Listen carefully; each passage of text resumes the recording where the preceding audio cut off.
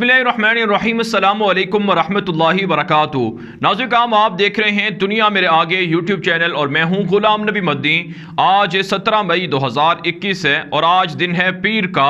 नाज़रीन काम इसराइल की वहशियाना जनूनी बमबारी गज़ा के अंदर फ़लस्तीन के अंदर जारी है, जिससे हज़ारों मुसलमान मुतासिर हो रहे हैं और जिसकी वजह से दर्जनों मुसलमान शहीद हो रहे हैं। लेकिन उम्मत मुस्लिमा और 57 ममालिक की बनाई हुई नुमाइंदा OIC तंजीम फ़लस्तीन के अंदर इसराइली जारियत रुकवाने में नाकाम नजर आ रही है।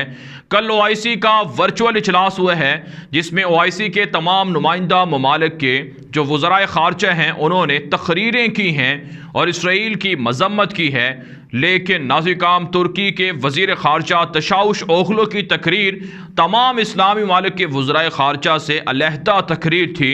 उन्होंने दो टोक अंदाज में कहा है कि अगर OIC तुर्की के साथ मिलकर फ़लस्तीन के हक़ में कोई बड़ा फैसला नहीं कर सकते हैं तो हमें कोई ज़रूरत नहीं है OIC की, फिर हम अलहदा फ़ैसला करेंगे, फ़लस्तीन को अलहदा मिलकर आज़ाद करवाएंगे, अलहदा हम आज़ाद करवा सकते हैं, हमारे पास सलाहियत है। तशाउश ओगलू ने कहा कि कितनी अफसोस की बात है कि अरब रियासतों ने इसराइल से दोस्ती कायम की और इसराइल को एलानिया तस्लीम किया, जिसके बाद इसराइल की जारियत में इजाफा हुआ। तशाउश ओगलू ने कहा है कि हमारे सदर तैयब एर्दोगान का ये मानना है कि फ़लस्तीन की आज़ादी के लिए, मस्जिद अक़सा की हिफाजत के लिए उम्मत मुस्लिमा को अपने फ़ौजी दस्ते मस्जिद अक़सा में भेजने चाहिए। इसके लिए तुर्की तैयार है।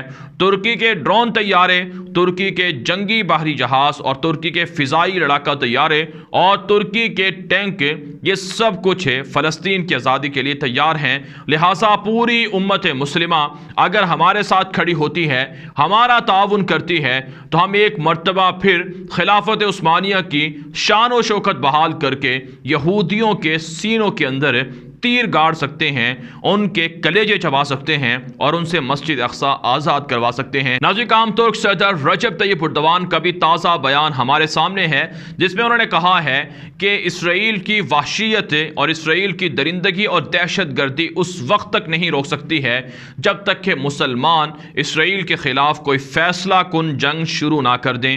नाज़रीन काम यहाँ पर एक बात की वजाहत ज़रूरी है कि तुर्की के बारे में यह दावा किया जाता है कि तुर्की के इसराइल से ताल्लुकात हैं और तैयब एर्दोगान का एक तरह से मुनाफिकाना रोल दिखाया जाता है कि वो कहते कुछ हैं और करते कुछ हैं। हालांकि नाज़रीन काम हकीकत यह है कि एर्दोगान ने इसराइल के साथ ताल्लुकात कायम नहीं किए, बल्कि कमाल अतातुर्क के जानशीनों ने 1950 की दहाई में सबसे पहले इसराइल के साथ ताल्लुकात कायम किए थे। लेकिन एर्दोगान के ज़माने में इसराइल से ताल्लुकात बड़े नहीं हैं बल्कि कम हुए हैं।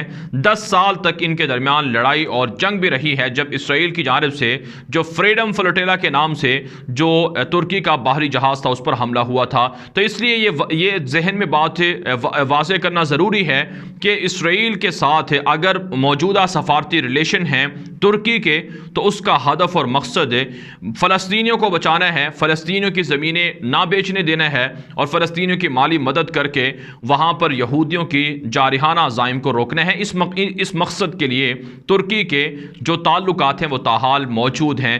लेकिन नाज़रीन काम यहाँ पर तारीख़ को जानना ज़रूरी है, हिस्ट्री में जाना ज़रूरी है, ताकि ये पता चल सके कि खिलाफत उस्मानिया ने मस्जिद अक़सा के लिए और फ़लस्तीन के लिए क्या किरदार अदा किए हैं। नाज़रीन काम सलीम अव्वल ये वो पहले बादशाह थे जिन्होंने, जो खिलाफत उस्मानिया के पहले खलीफा थे उस्मान अम्पायर के, जिन्होंने मस्जिद अक़सा और फ़लस्तीन के लिए सबसे ज़्यादा जो ज़िम्मेदारी वाला काम है वो किए है। इन्होंने तज़यीन और आराइश की मस्जिद अक़सा की और मस्जिद अक़सा में पहली मरतबा ख़ुद गए और इन्होंने जाकर वहाँ पर मस्जिद अक़सा की चाबियाँ हासिल की और कहा कि अब के बाद मस्जिद अक़सा की हिमायत हम करेंगे, हमसे मस्जिद अक़सा कोई नहीं छीन सकता है। नाज़रीन काम सलीम अव्वल के जो बेटे थे सुलेमान कानूनी, जो उस्मानी सल्तनत के तवील तरीन खलीफा और बादशाह रहे हैं, 45 साल उन्होंने खिलाफत उस्मानिया की इक़्तिदार संभाला है और 45 साल तक उन्होंने हुकूमत की है।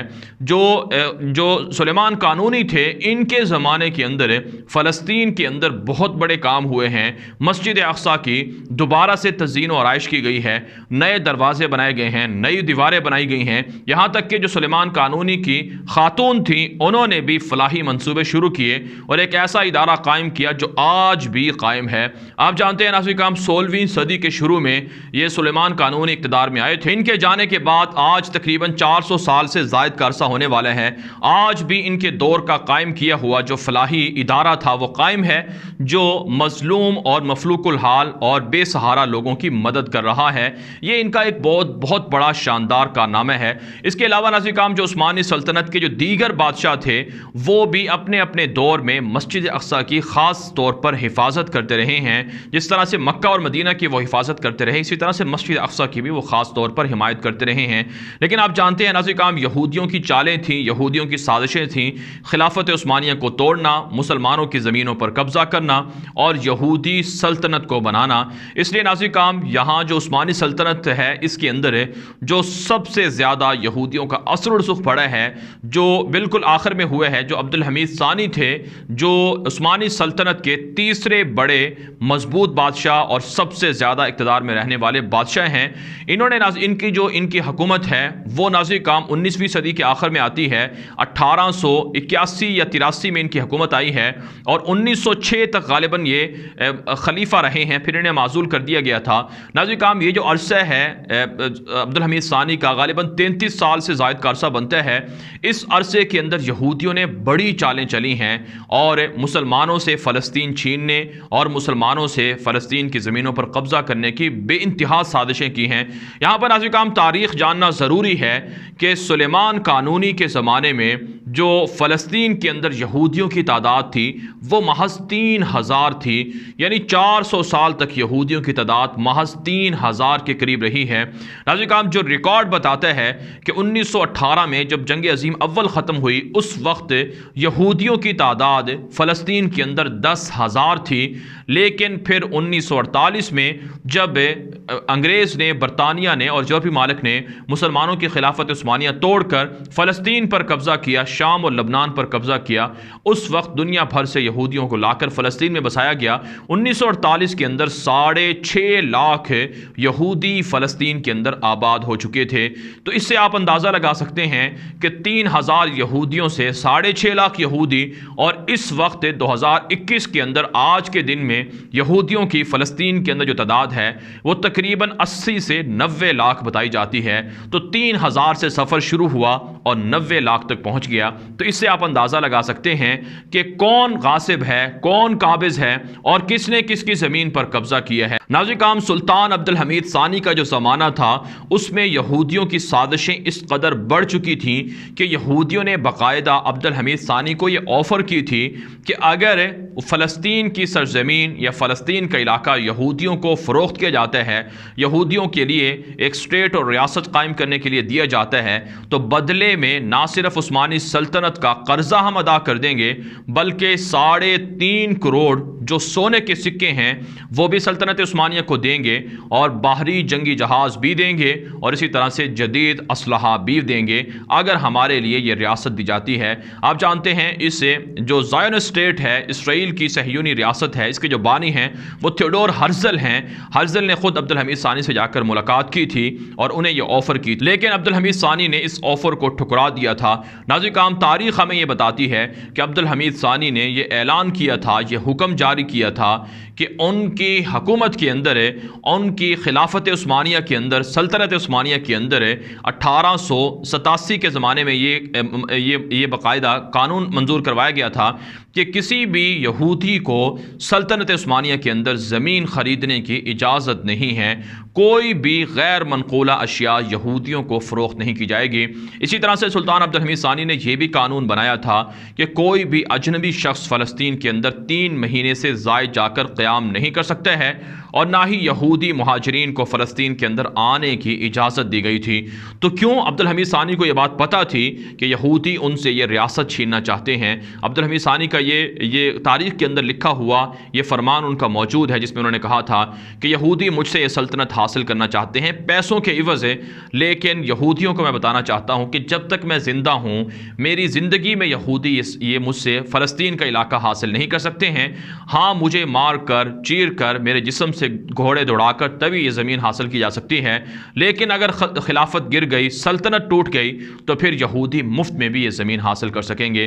تو یہی وجہ ناظرین کام جنگ عظیم اول کا پورا ایک منظر نامہ یہودیوں نے مل کر تیار کیا۔ پہلی عظیم جنگ ہوئی جس میں خلافت عثمانیہ کو شکست سے دوچار کروایا گیا، اور پھر سازشوں کے ذریعے سے خلافت کو توڑا گیا، اور پھر یہودیوں نے سلطنت عثمانیہ سے فلسطین کو بھی چھین لیا اور دیگر ریاستوں کو بھی چھوٹے چھوٹے ٹکڑوں میں تقسیم کر دیا۔